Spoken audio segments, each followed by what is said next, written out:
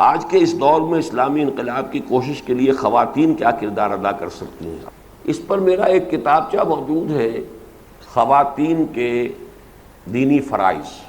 آپ بھی جاننا چاہتے ہیں، اس لیے کہ بہرحال خواتین سے سابقہ آپ کا بھی پڑھنا ہی ہے، ایک ایک خاتون سے تو سابقہ پڑھے گا، تو اس کے حوالے سے اگر سمجھنا چاہتے ہو تو سمجھ لیں۔ وہی 3 منزلہ عمارت، وہی مسلمان کے فرائض ہیں، چاہے مرد ہو چاہے عورت، من ذکر او انثی بعضکم من بعض۔ یہ سورہ آل عمران میں یہ آپ پڑھ چکے ہیں منتخب نصاب کے حصہ دوم کے درس میں، من ذکر او انثی بعضکم من بعض۔ بحیثیت انسان وہ برابر ہے، البتہ فرق نیچے سے اوپر تک جاتے جاتے کچھ پڑھنا شروع ہو جاتا ہے۔ سب سے پہلے ایمان، یا ایھا الذین آمنوا آمنوا باللہ ورسولہ والکتاب الذی نزل علی رسولہ والکتاب الذی انزل من قبل۔ یہ مرد اور عورت دونوں کی یکساں ضرورت ہے، یکساں ذمہ داری ہے، دونوں کو اس کو حاصل کرنا چاہیے۔ اس کا منبع اور سرچشمہ جو بھی ہے، اگر وہ شعوری ایمان ہے تو قرآن مجید ہے، باقی یہ کہ اور دوسرے ذرائع بھی ہیں، ان سے فائدہ اٹھا کر انسان مرد ہو یا عورت ایمان کو زیادہ سے زیادہ گہرا کرے، اس کی گہرائی اور گہرائی کو بڑھاتا چلا جائے۔ نمبر 2، اب اس کے اوپر جو ستون آئے ہیں، نماز، روزہ، حج، زکوٰۃ۔ نماز جیسے ان پر فرض، لیکن فرق ہو گیا۔ مرد کے لیے نماز مسجد میں پڑھنا تقریباً واجب کے درجے میں، اگر عذر نہیں ہے تو اسے واجب ہی ہے، اگر عذر ہے کوئی مجبوری ہے تو بات دوسری ہے، ورنہ اسے واجبات مسجد میں نماز پڑھنی چاہیے۔ عورت کے لیے اس کا گھر میں نماز پڑھنا افضل ہے، گھر میں صحن سے افضل ہے، دالان میں، دالان سے افضل ہے، کمرے میں، کمرے سے افضل ہے کوئی بغلی کوٹھڑی ہو تو اس میں۔ نماز دونوں کو پڑھنی ہے، لیکن یہ کہ یہ فرق ہو گیا۔ روزہ دونوں کو رکھنا ہے، زکوٰۃ اگر عورت کے پاس مال ہے اسے دینی ہے، اسی نصاب سے دینی ہے کہ جو زکوٰۃ کا نصاب ہے۔ حج ہے وہ مسلمان عورت پر بھی فرض ہے، ہاں یہ کہ اگر مجبوری لاحق ہو جائے کہ کوئی محرم اس کے ساتھ سفر کرنے کے لیے موجود نہ ہو تو اس کی فرضیت ساقط ہو جائے گی، وہ حج بدل کروا دے گا۔ لہذا ان 4 میں کوئی فرق نہیں رہا۔ اس سے اوپر آئیے، فرق ہے تھوڑا سا، لیکن یہ کہ بہت مائنر فرق ہے۔ اوپر آئیے، جو چیزیں حرام ہیں، سور حرام ہے، شراب حرام ہے، جیسے مردوں پر ویسے عورتوں پر۔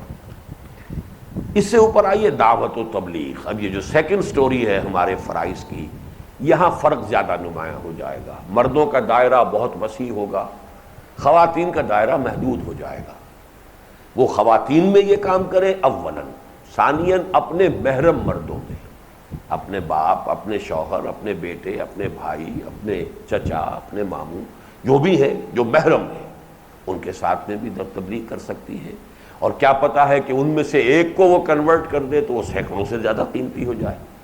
اور اجر و ثواب میں تو معاملہ ہوتا ہے کہ کس نے کتنی محنت اس میں پٹ ان کی ہے۔ آپ کا دائرہ بہت وسیع ہے، لیکن آپ کام کر ہی نہیں رہے، ایسے ہی کر رہے ہیں، بس تھوڑا سا کوئی ایک مشغلے کے طور پر، ہابی کے طور پر جیسے کام کیا جاتا ہے۔ ایک خاتون کا دائرہ محدود ہے، لیکن وہ اتنی لگن کے ساتھ کر رہی ہے، اتنی محنت کے ساتھ کر رہی ہے، اتنی مشقت کے ساتھ کر رہی ہے، تو اجر و ثواب میں وہ محدود دائرے کے باوجود آپ سے بہت آگے بڑھ جائے۔ اب جو تیسری سٹیج آتی ہے، اور وہ ہے اقامت دین کی جد و جہد، یعنی انقلابی جد و جہد۔ یہاں عورت کا رول زیادہ تر بائی پراکسی ہے۔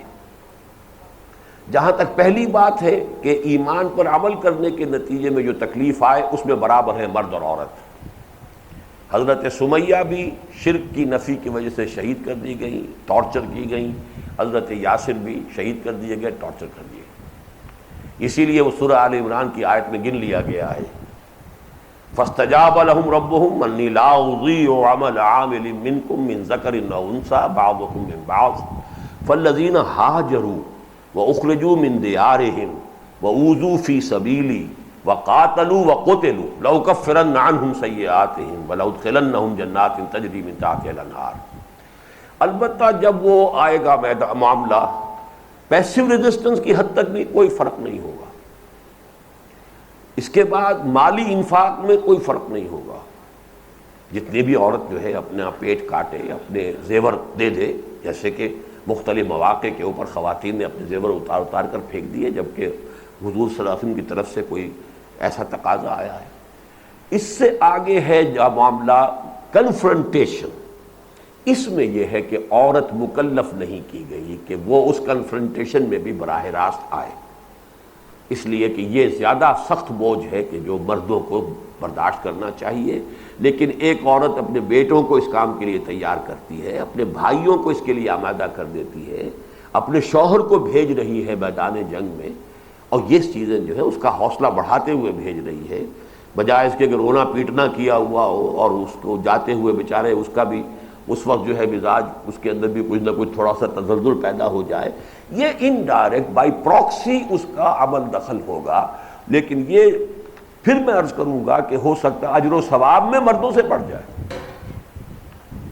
حضرت خنسہ رضی اللہ تعالی عنہ نے 7 بیٹے شہید کروائے ہیں اللہ کی راہ میں، یہ ہے، باقی کوئی بنیادی فرق نہیں ہے۔